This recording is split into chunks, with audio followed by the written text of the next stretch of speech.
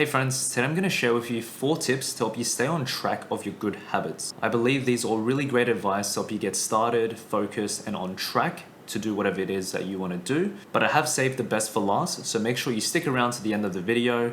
But for now, let's dive straight into it. The first tip is to be aware of your decisive moments. These are little moments during your day where you decide which habits you want to follow. For example, it could be choosing between eating takeout or cooking dinner at home, between crashing on the couch and watching Netflix and going to the gym, or between going on your phone and watching TikTok or just reading a book, etc., etc. And I think you get the idea. Being aware of your decisive moments is very important as it ultimately shapes how your day looks like. As you can see, it's like a fork in the road. So initially we get to choose between doing something good or bad. And let's just say we do something good like going out for a walk.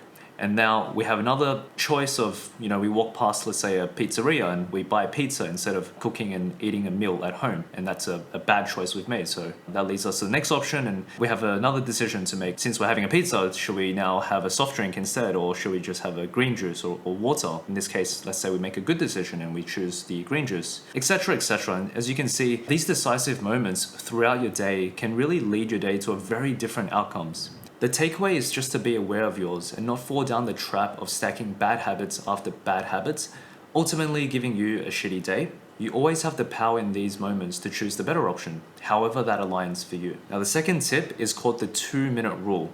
And no, this is not where you need to complete something in 2 minutes if you can do it in 2 minutes. However, that is a pretty good productivity hack if you've ever heard of it or used it. This 2-minute rule is quite simple. It's there to condense the habits you want to do to just 2 minutes.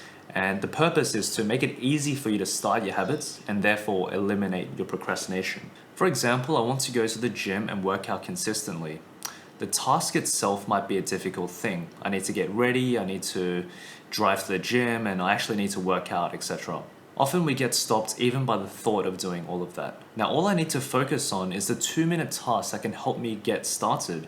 So for me, that would just be putting on my gym clothes. The key is to get yourself started by making it extremely easy. This serves like a gateway habit which can lead you down to a more productive path. As we saw with decisive moments, it can have a tremendous impact to your overall day. So just sharing a few more examples of the 2-minute rule here. So if you want to run a marathon, a 2-minute task that can help you get started could be just putting on your running shoes. If you want to read a book, a 2-minute task could just be to read the first paragraph. Now you might say, this is just a brain hack, and you know what? Yes, you'd be right. However, as the author challenges you, give it a try and see how much more effective you become at sticking to your habits by simply focusing on just getting started. The third tip is to take one-time actions that lock in your good habits. So these are things that you can do one time and they will serve you again and again in the future.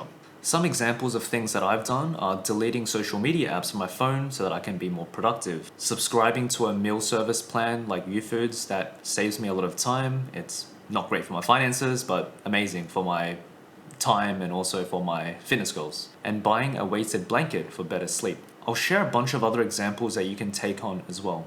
You don't need to implement all of these, but just choose whatever can benefit you or come up with your own. So they're supposed to just be quick and easy wins that serve you time and time again.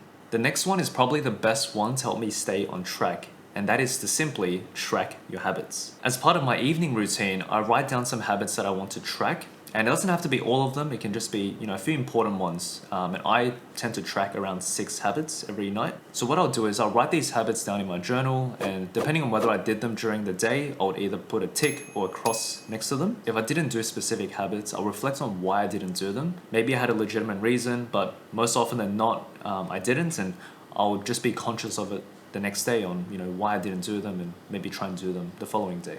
Overall, I think it's a great way to keep yourself accountable on doing what you want to do. I think another reason why this is so effective is because it feels good when you've accomplished your habits, which forms a positive feedback loop to say to yourself, I'm doing my habits and I feel great in the process of achieving them. And if you miss certain habits, it's a great exercise to reflect on what happened and how you can approach your day differently next time. Now to summarize the 4 tips, the first tip was to just be aware of your decisive moments because they can drastically change the outcomes of your day. The second tip was to implement the 2-minute rule, and that's to help you easily start your habits. And third is to take one-time actions to lock in your good habits. And number 4 is to track your habits for your own accountability, to have a positive feedback loop, and to reflect on what happens when you do go astray. Thank you so much for watching if you've made it this far. I'll leave timestamps in the description below if you want to go back to any sections. I wish you the very best in smashing out your goals and your habits, and I'll see you in the next one.